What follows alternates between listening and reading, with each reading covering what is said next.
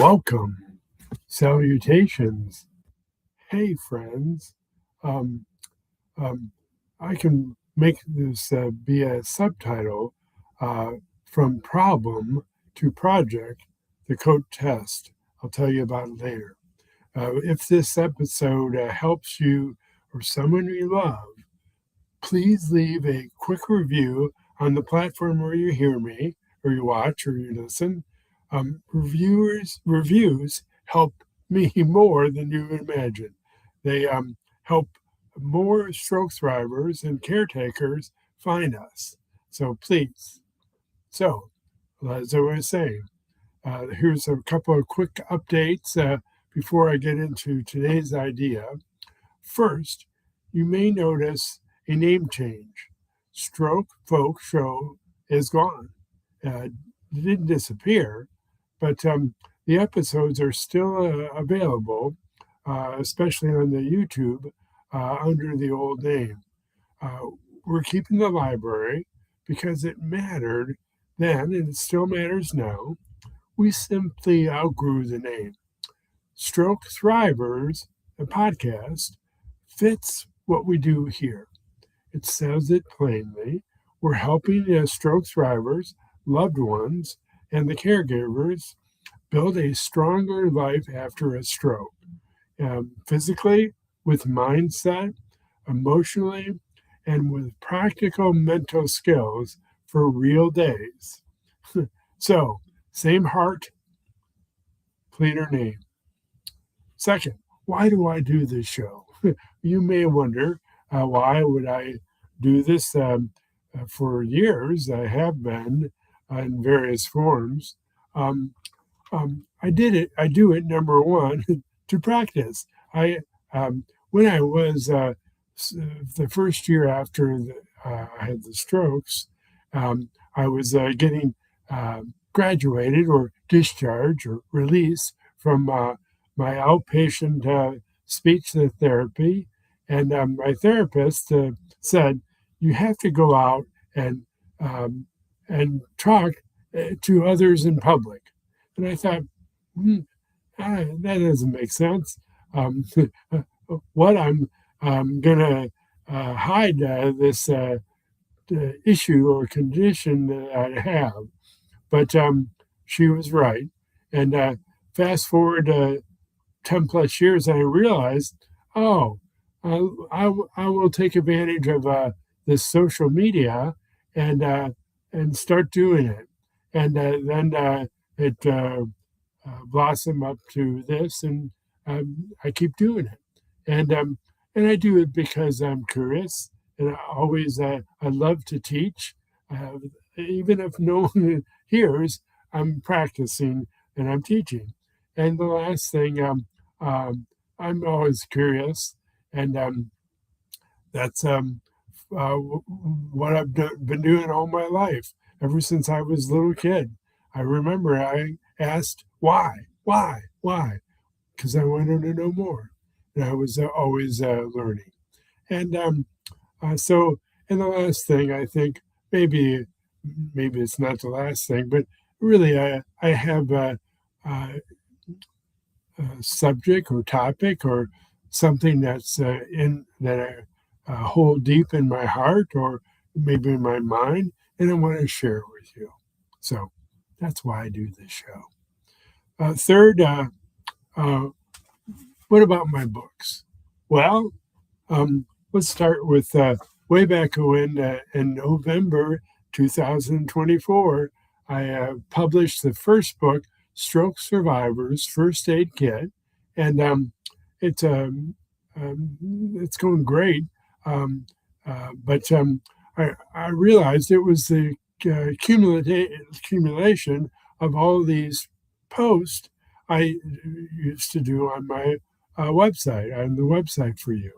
And I realized, I put it together in the book, and I can let others know. I can talk about the mindset or the attitude. I can talk about physical arena. I can talk about emotional area or mental skills. So I got one of my very good friend to edit it, and we came out with it. So that's cool. Um, and then, about 3 months ago, almost. Oops. um, I published my second book, Stroke Search for Stroke Recovery book, and volume one. And the volume one means it's the easiest. And way back when I was doing, when I was first doing stroke recovery, the speech therapist would give me word searches to complete, and they were easier, which meant I could find words that were from the left to right or up to down. I would recognize them, and um, and volume two will add in diagonal words, and volume three will uh, have all those plus reverse.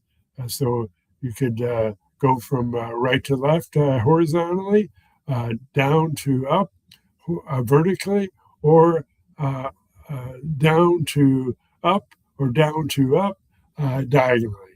So, and then maybe I'll do more. We'll see. I'll see what if you buy them, and that's the way you vote. And if you're voting, I'll keep going. So, anyways, back to my designs, Design. You may say why. Well, way back when, I used to think I was a stroke survivor. That's what everybody was called, so to speak, once they had a stroke, or maybe worse, they become called stroke victim. But I don't like that at all.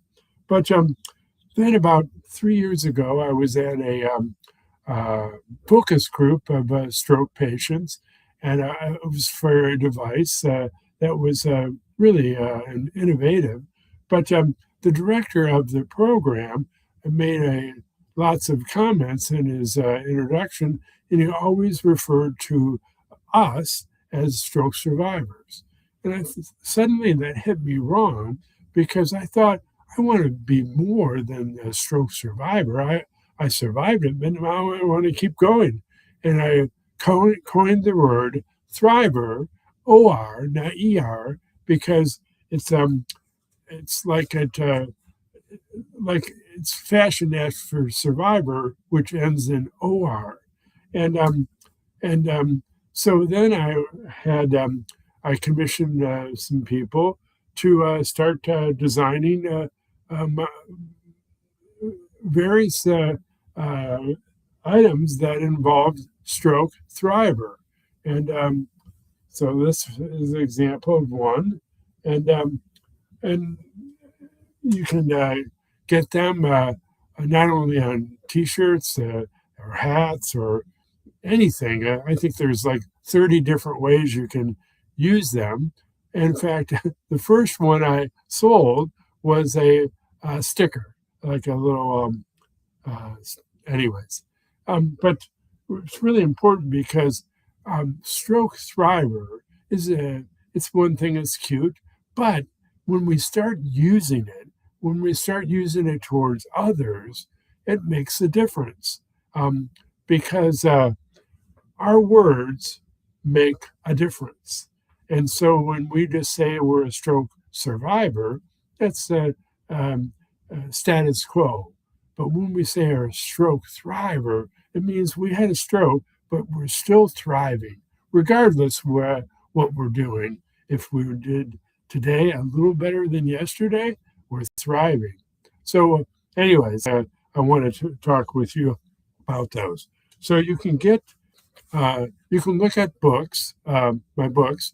You can type in your browser tinyurl.com/stroke-books, and you can put the same thing in your browser. You can put tinyurl.com/stroke-designs. And either of those would take you to where you can look at those. And this will take you to Amazon, and this will take you to where I host him. And, and, uh, and when you start um, um, wearing them or showing them in the public, they do two things. First of all, you say proudly, what's a stroke thriver? And you start a conversation. And second of all, you do stroke prevention. Because after another one comes up and asks you about your t-shirt or your hat or whatever, um, then you start them and engaging them in the conversation, which may very well may save their life. And I have an example. 4 or 5 months ago, one of the men at my church told me he had a stroke, but he realized that he was having it because I had given a presentation at my church maybe a year earlier, maybe longer. And he was in a restaurant. He he called 911. It happened that there was a doctor in the restaurant who helped him, and they rushed him by ambulance to the local hospital, and they were ready for him. He had a blood clot stroke, and they gave him an injection, which is a blood thinner, especially or a dissolver of clots. And basically 2 hours later, he was normal, and that was huge. So remember, when you have a conversation with others, you may save their life. So in the last, remember what you learned from a previous episode of the show. Change happens when you use words, new words, body and brain, different ways, and actions, different ways, and that you get them to all line up and you do it repeatedly, you have done change. So now today's lesson came from something small, my former winter coat.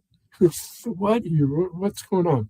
It was a dark gray. Well, it's still dark gray, but now I don't have it. Um, uh, it's back in my closet, but it was worn. Those worn spots turned white, like the color got scrubbed away by time. The coat still works. It would still keep me warm, but when I catch a glimpse of myself in that old coat, my brain tries to make it mean something. So the old me would have called that a problem. But after I had the strokes, I started noticing how the word problem hit my nervous system, just like it hits your nervous system. It can tighten your body, it can speed up your thinking, and it makes everything feel urgent, even when it's not urgent. It does those items when it's a coat. That's the real point. So stroke recovery already asks a lot of the brain. And the brain is damaged, is healing from damage. So many thrivers live with extra fatigue, extra effort, extra frustration, and sometimes extra worry. Extra effort, studies showed, I think it took more effort, like a third or a half as much effort doing a simple or easy activity compared to before the energy expelled. So, anyways, even caregivers carry a quiet load too. When you stack problem language on top of that, it can turn a normal day into a pressure cooker. So I've been training a simple swap. I don't call it a problem, mostly. I called it a project. So it's a simple, you think some semantics or a word switch, but it really is more. So a project has a different emotional shape. A project implies choices. A project implies steps. A project implies progress, even if it's slow. A project does not demand that you solve it right now. Does it? You don't have to do it perfectly or alone. So my worn coat was no longer a problem. It was a project. It was a coat project, and I solved it. The shift comes. What comes next? When I say problem, my brain tends to sprint into worst case thinking. I am behind. I can't keep up. This is another thing I have to fix. Mostly, I feel it's mostly myself. Um, but when I say project, my brain opens up. Repair it, replace it, keep it for now and plan an upgrade later, look for a sale, shop used. Um, um,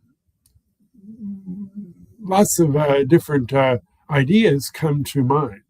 So, same coat, it was a different response. So, after I had the strokes, I learned this: the label you use isn't just a label, it becomes a cue, a CUE. It steers my mood or your mood and my energy or your energy. So here's how to use this today without adding homework to your life. When you catch yourself saying a problem, swap in: this is a project, this is a fix, this is a plan. You can use it what you want. So pick one and keep it simple. Caregivers, this works for you too. The words we use can calm a room or crank it up. So nobody needs perfect words, just better words or better ones. So one last piece: expecting bumps sometimes isn't negative, it's steady.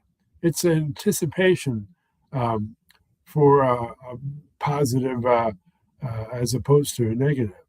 Preparation helps you recover your footing better and faster. So here's the challenge for this week: pick one thing you've been calling a problem, just one, and rename it as a project. Then ask one question: what's the next step? What's the next tiny step?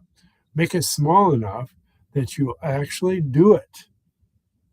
So if this helped you, please leave a review.